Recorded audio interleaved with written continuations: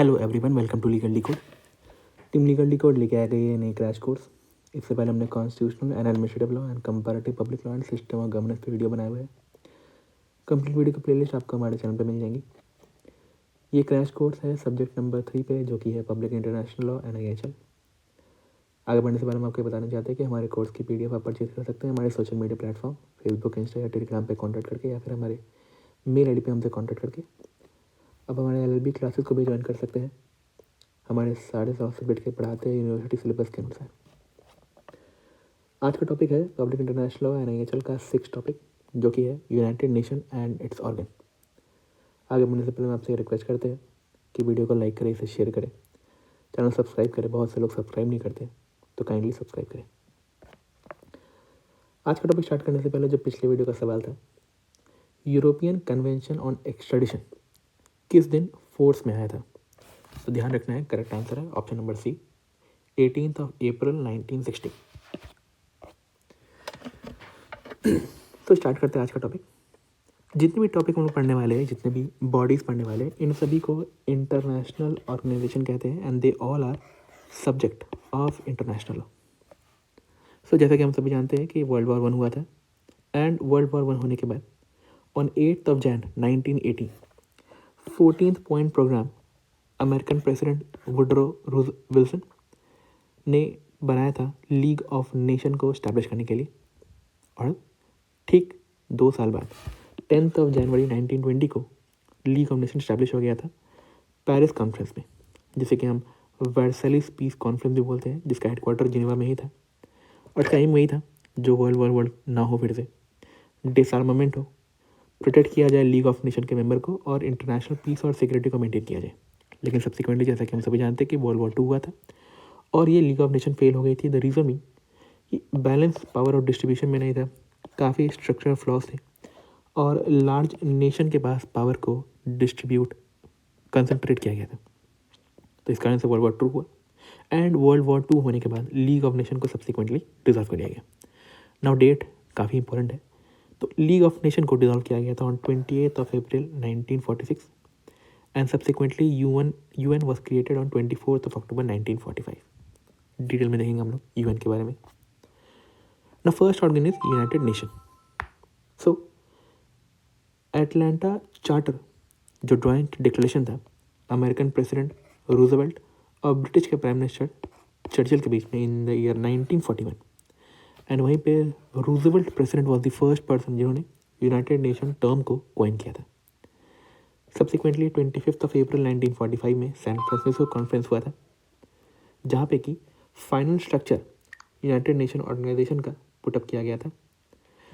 And 24 अक्टूबर 1945 को 5 permanent organ और जितने अदर सिग्नेटरी थे, इन सभी ने मिलकर UN के चार्टर को ऑफिशियली रेटिफाई किया था।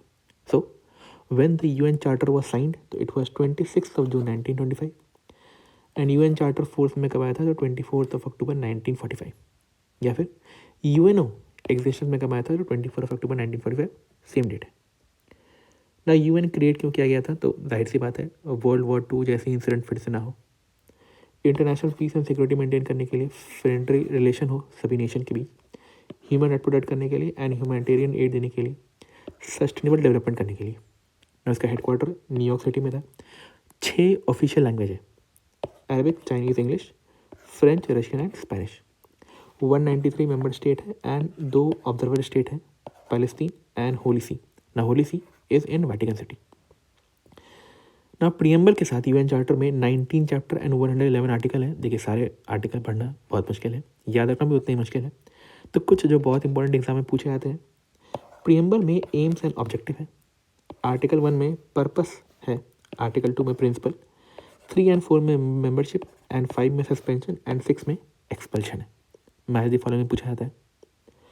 Now 6 principal organ the UN के जनरल असेंबली, सिक्योरिटी काउंसिल, इकोसॉक, trusteeship council, ICJ and UN secretariat.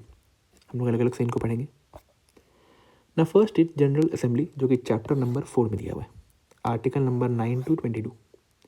ये UN की पार्लियामेंट की तरह है, जहाँ पे डिस्कशन एंड डिलिब्रेशन होता है एंड पॉलिसी मेकिंग के फंक्शन परफॉर्म किए जाते हैं। कंपोजिशन यानी कि जितने भी UN के मेंबर हैं वो बाय डिफ़ॉल्ट जनरल असेंबली के मेंबर बन जाते हैं। और हर कंट्री से 5 रिप्रेजेंटेटिव आता है ना। फंक्शन क्या है, तो ये उन सभी चीज़ों पर डिस्कशन करेगा जो सिक्योरिटी काउंसिल इनको बोलेगी डिस्कस करने के लिए।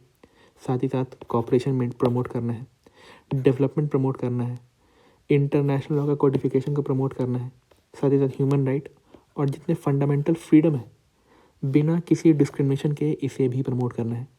और साथ ही साथ स्पेशल और एनुअल रिपोर्ट तो इन्हें सबमिट करना ही है ना। वोटिंग कैसे होते हैं, तो वोटिंग के लिए we have article number 18 and 19। Important question की वोटिंग बाय 2/3 मेजॉरिटी एंड जो रिमेनिंग क्वेश्चन है उनके वोटिंग बाय सिंपल मेजॉरिटी ना। इंपॉर्टेंट क्वेश्चन मीन्स जैसे कि पीस एंड सिक्योरिटी पर रिकमेंडेशन करना है, बजट के कुछ कंसर्न है, तो ये हो गया इंपॉर्टेंट क्वेश्चन, यहाँ पे वोटिंग होगी by 2/3 majority. Now next is security council, ये चैप्टर नंबर 5 में है, आर्टिकल 23 to 32। ना इसके बाद के चैप्टर 6, 7, 8 एंड 12 ये सभी सिक्योरिटी काउंसिल के फंक्शन की ही बात करते हैं। कंपोजिशन क्या होगा सिक्योरिटी काउंसिल का, तो ये आर्टिकल नंबर 23 में दिया हुआ है। तो 5 परमानेंट मेंबर होंगे और 10 नॉन परमानेंट मेंबर होंगे, यानी कि टोटल मेंबरशिप हो गए 15। जो 5 परमानेंट मेंबर है वो है China, France, Russia, UK and US, जिन्होंने वर्ल्ड वॉर 2 के बाद से इस्टेब्लिश किया था। और 10 नॉन परमानेंट मेंबर है जिन्हें 2-2 साल की मेंबरशिप मिलती है ना। फंक्शन क्या है, तो इसके भी फंक्शन सेम ही है, international peace and security maintain करना और साथ ही साथ एनुअल स्पेशल रिपोर्ट सबमिट करना होता है जनरल असेंबली को। And get function subsequently chapter 6, 7, 8 और 12 में दिए हुए। वोटिंग जो कि आर्टिकल नंबर 27 में दिया हुआ है। 5 परमानेंट मेंबर के पास वीटो की पावर होती है और बाकी हर मेंबर के पास एक एक वोट होता है। नेक्स्ट इज इकोसॉक, चैप्टर नंबर 10 और ये आर्टिकल 61 to 72 में दिया हुआ है।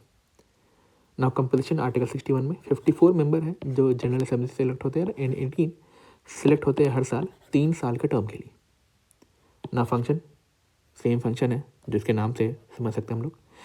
इकोनॉमिक, सोशल और कल्चरल जितने भी मैटर है इंटरनेशनली इनको प्रमोट करना, इनके बारे में स्टडी करना, रिकमेंडेशन देना जनरल असेंबली को ताकि वो उन पर काम कर सके, और साथ ही साथ कन्वेंशन के रिगार्डिंग ड्राफ्ट बनाना जिसपे कि जनरल असेंबली कॉन्फ्रेंस ऑर्गेनाइज करे और सब्सिक्वेंटली उन कन्वेंशन को वो प्रमोट करे ना। वोटिंग ये आर्टिकल 67 में दिया हुआ है। हर मेंबर के पास एक वोट होता है और decision by simple majority. Now next is trusteeship council. देखिए इसका उतना सिग्निफिकेंस नहीं है, क्यों नहीं है वो हम लिखेंगे आगे। ये चैप्टर नंबर 13 में है, आर्टिकल 86 to 91। ना ये इस्टेब्लिश किया गया था ट्रस्ट टेरिटरी को एडमिनिस्ट्रेट करने के लिए एंड वहाँ पे पीस एंड सिक्योरिटी मेंटेन करने के लिए। बट क्योंकि ट्रस्ट टेरिटरी का कॉन्सेप्ट ही खत्म हो गया है, ये वैसे टेरिटरी थे जो यूएन के ट्रस्टीशिप के अंदर आते थे, इस कारण से अब इसकी सिग्निफिकेंस भी खत्म हो चुकी है। नाउ इसके भी कुछ इंपॉर्टेंट आर्टिकल हैं एंड चैप्टर नंबर 12 भी है जो इंटरनेशनल ट्रस्टी सिस्टम की बात करता है और वोटिंग आर्टिकल 89 में।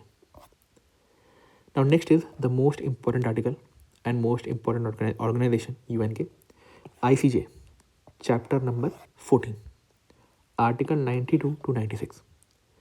हेडक्वार्टर ICJ का हेग नीदरलैंड में है और ये permanent court of international justice के बाद का एक बॉडी है। PCIJ 1922 में बनी थी लीग ऑफ नेशन के द्वारा। सब्सिक्वेंटली जब जब लीग ऑफ नेशन खत्म हुई थी तो subsequently ICJ was established. Jurisdiction 2 प्रकार के हैं इसके, कंटेंचुअस एंड एडवाइजरी। एडवाइजरी आपका आर्टिकल 96 में दिया हुआ है। कंपोजिशन तो 15 जजेस होते हैं जिनका 9 ईयर का टर्म होता है और इलेक्ट किए जाते हैं जनरल असेंबली और सिक्योरिटी काउंसिल के द्वारा। और हर कंट्री से कुछ जजेस अपॉइंट होते हैं, जैसे कि 3 सीट अफ्रीका के लिए होता है, 2 सीट लैटिन अमेरिका के लिए है, 3 सीट एशियन के लिए है और 5 सीट वेस्टर्न यूरोप के लिए। एक प्रेसिडेंट और एक वाइस प्रेसिडेंट भी होता है जो कि उनमें से ही चुना जाता है। ये प्रिंसिपल जुडिशियल ऑर्गन है यूनाइटेड नेशन का, तो ध्यान रखिएगा जुडिशियल ऑर्गन है। फंक्शन करता है ICJ के स्टैट्यूट के अकॉर्डिंग और जितने मेंबर हैं वो सभी इप्सो फैक्टो ICJ के पार्टी बन जाते हैं और वो स्टेट जो पार्टी नहीं है वो भी जनरल असेंबली के रिकमेंडेशन के बाद और सिक्योरिटी काउंसिल के परमिशन के बाद मेंबर पार्टीज ICJ के बन सकते हैं। नाउ जो भी पार्टी होते हैं they have to comply with the decision of the ICJ और जो ये ICJ होता है ये जनरल असेंबली और सिक्योरिटी काउंसिल के किसी भी डिफ़िकल्टी में एडवाइस भी करता है। Now next organ is the secretariat, last organ है ये, चैप्टर 15 आर्टिकल 97 to 101। तो ये एक तरह का स्टाफ है जिसमें सेक्रेटरी जनरल भी होते हैं, वो चीफ एडमिनिस्ट्रेटिव ऑफिस होता है यूएन का। ना इनको अपॉइंट किया जाता है जनरल असेंबली के द्वारा on the recommendation of security council. Function क्या है, तो एनुअल रिपोर्ट बनाना इनका फंक्शन है, उन मैटर पे अटेंशन लेना है जो कि इंटरनेशनल पीस के लिए खतरा हो सकता है, और साथ ही साथ अन्य फंक्शन होते हैं जो इनको परफॉर्म करने के लिए बोला जाता है। ना फर्स्ट सेक्रेटरी जनरल थे मिस ट्रिग्रेव ली, और करेंटली सेक्रेटरी जनरल जैसे कि आप सभी जानते हैं Antonio Guterres. With this we have come to an end. आज का सवाल है, which one of the following article of UN charter authorise करता है जनरल असेंबली को कि वो इस्टेब्लिश करे सब्सिडरी ऑर्गन अपने फंक्शन को परफॉर्म करने के लिए। तो जून 2016 में ये नेट में पूछा गया है। ना आप legal decode mock test series लेके आ रही है। किसी भी फर्दर इन्फॉर्मेशन के लिए आप हमारे सोशल मीडिया प्लेटफॉर्म पे कॉन्टैक्ट कर सकते हैं। कोई भी डाउट है या किसी टॉपिक वीडियो चाहते हैं तो आप कमेंट करें। साथ ही साथ LLB कोर्स ज्वाइन करने के लिए, आप कोर्स के PDF परचेज करने के लिए कमेंट बॉक्स में कमेंट करें। Like share subscribe. Thank you.